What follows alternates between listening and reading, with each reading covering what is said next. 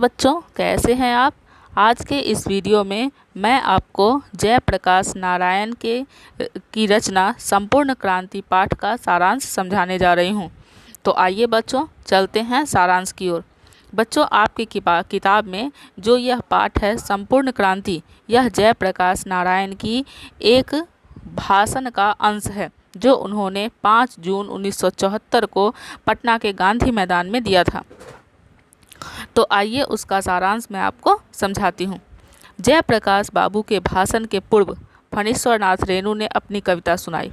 उस कविता ने श्रोतागण अत्यंत आकर्षित हुए। उस कविता को सुनकर जयप्रकाश नारायण का हृदय भर उठा। जयप्रकाश बाबू ने रेणु की उस मार्मिक कविता का जिक्र करते हुए राष्ट्रकवि दिनकर का एक प्रसंग प्रस्तुत किया। दिनकर ने मद्रास में अपने दोस्त ईश्वर अय्यर के घर पर उनसे कहा था कि मुझे ऐसा लगता है कि मैंने आपसे जो अपेक्षाएं की थी वे आपके इस आंदोलन से पूरी होगी। इस नए आह्वान से आपने जो देश के तरुणों का नेतृत्व किया वह अत्यंत प्रशंसनीय और सद्भावनापूर्ण है। जयप्रकाश बाबू के इस जोशीले शब्दों को सुनकर जनता की तालियां गूंज उठी, परंतु जयप्रकाश बाबू ने उन्हें रोकते हुए कहा कि मेरी बातों पर तालियां बिल्कुल नहीं बजाइए, बल्कि मेरी बातों को चुपचाप सुनिए। मेरे मुख से हुंकार आप नहीं सुनेंगे। मैं जो कहूँगा उस विचार में हुंकार भरे होंगे और आप उस विचार का अमल करेंगे। जयप्रकाश बाबू ने मंच से ही जनता को संबोधित करते हुए कहा कि आज मैं आपके सामने ऐसे क्रांतिकारी विचार रखूंगा जिस पर अमल करना आसान नहीं होगा, जिनके लिए बलिदान करना होगा, और यही है संपूर्ण क्रांति। संपूर्ण क्रांति विधानसभा में विघटन के लिए चलाए जा रहे आंदोलन का नाम नहीं है। यह तो वह दूरस्थ मंजिल है जिसके लिए हमें अनवरत प्रयास करना होगा, अनवरत कुर्बानियाँ देनी होगी, अनवरत कष्ट उठाने होंगे। जवाहरलाल नेहरू के शब्दों में, अभी न जाने कितने मीलों दूर इस देश की जनता को जाना है उस स्वराज को प्राप्त करने के लिए। जी हाँ बच्चों, संपूर्ण क्रांति पाठ में जयप्रकाश बाबू ने पूरे देश की जनता को स्वराज के लिए प्रेरित किया था।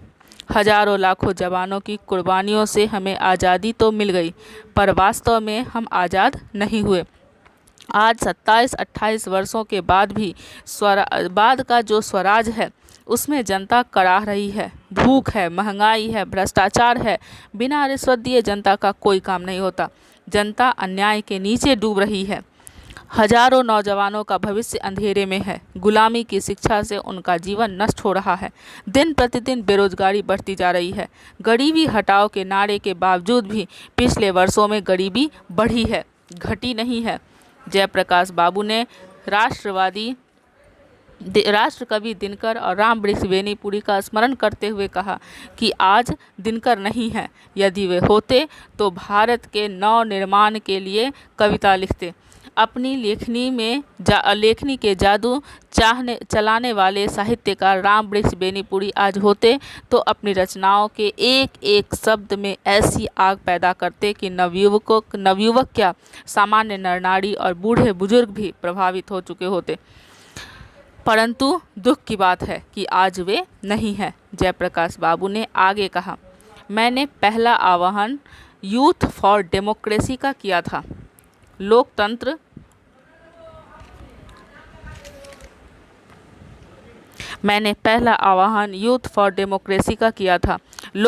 में युवकों की क्या भूमिका होनी चाहिए, इस विषय पर मैंने युवकों को बहुत कुछ कहा था।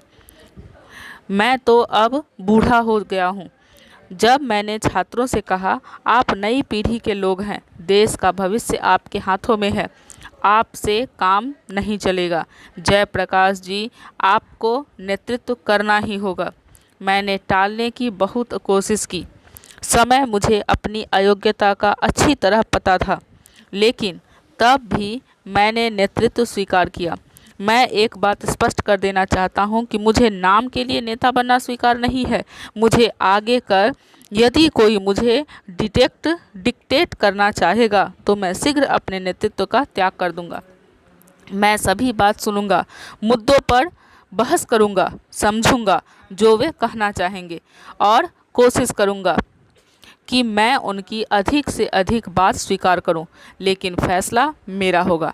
छात्र संघर्ष समितियों और जन संघर्ष समितियों को मेरे फैसले को मानना होगा, तभी मेरे नेतृत्व का सही मतलब निकलेगा और हमारी यह क्रांति सफल होगी। यदि ऐसा नहीं होता है तो इसकी पूरी संभावना है कि आपस में झगड़े और बहसों में हमारी क्रांति का उद्देश्य विलुप्त हो जाएगा। जयप्रकाश जी ने जन समूहों के समक्ष अपनी अमेरिका यात्रा का प्रसंग प्रस्तुत किया और बताया कि अमेरिका यात्रा पर मुझे कुछ लोगों ने बहुत गालियां दी और आज भी गालियां ही नहीं, भद्दे भद्दे नारों का भी सामना करना पड़ता है, जैसे निक्सन को दे दो तार, जयप्रकाश की हो गई हार। मुझे तो गालियां देते हैं, उनसे पूछिए तो क्या वे मेरा इतिहास जानते हैं? मैंने अमेरिका में किस गरीबी में पढ़ाई की, क्या उन्हें मालूम है? मैंने अमेरिका में बगानों, कारखानों और बूचर खानों में काम किया है, रेस्तरां और होटल में बर्तन धोए हैं, वेटर का काम किया है, जूते साफ करने से लेकर कमोड साफ करने तक का काम किया है। वकील जयप्रकाश नारायण अमेरिका के विस्किंसन और मैडिसन में वे घोर कम्युनिस्ट थे। वह लेनिन और ट्रस्टकी का जमाना था।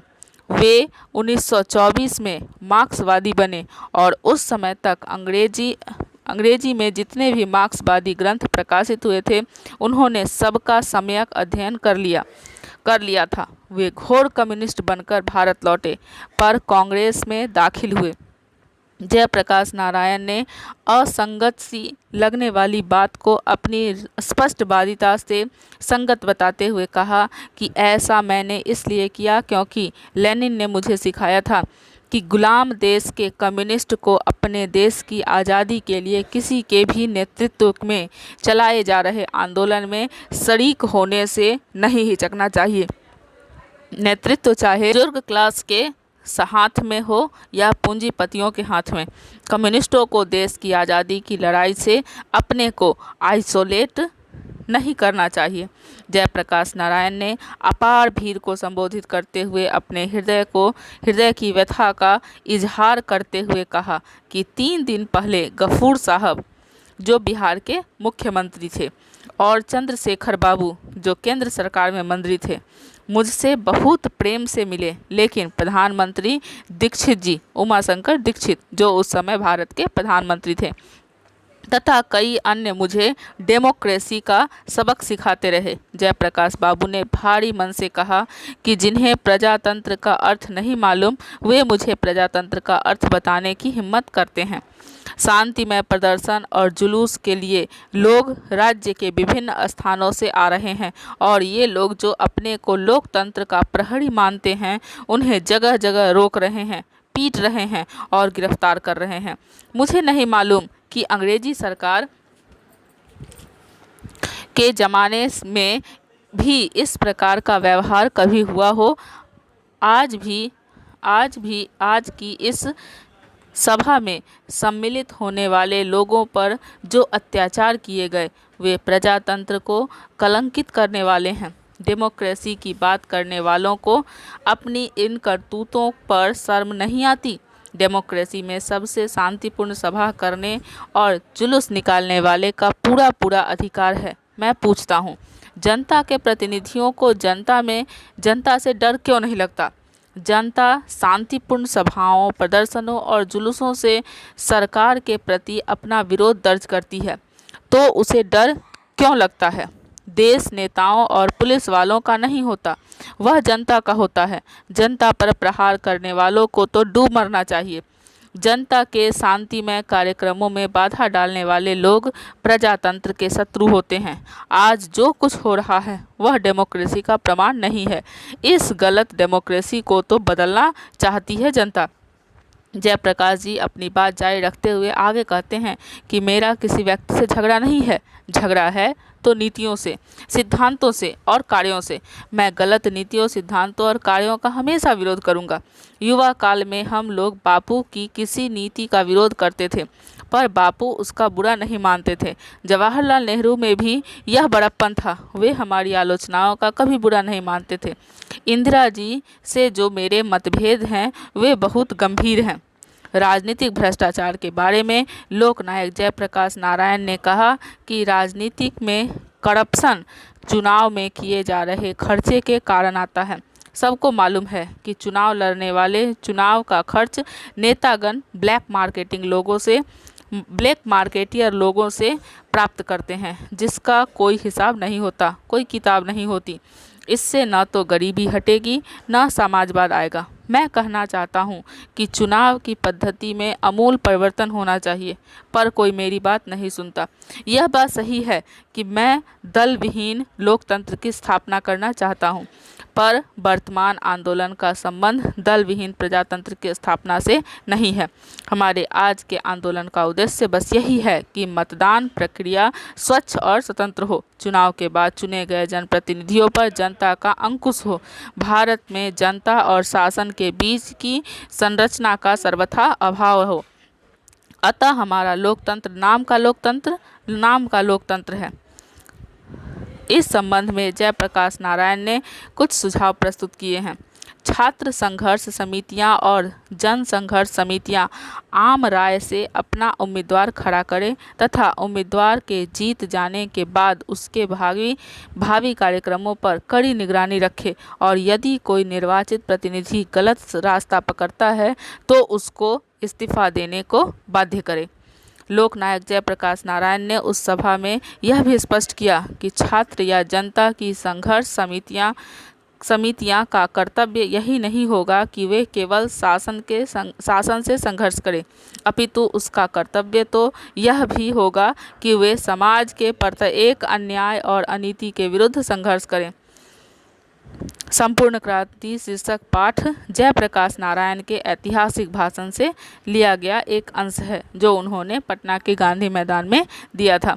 तो इस तरह बच्चों, मैंने आपको संपूर्ण क्रांति पाठ का सारांश समझा दिया।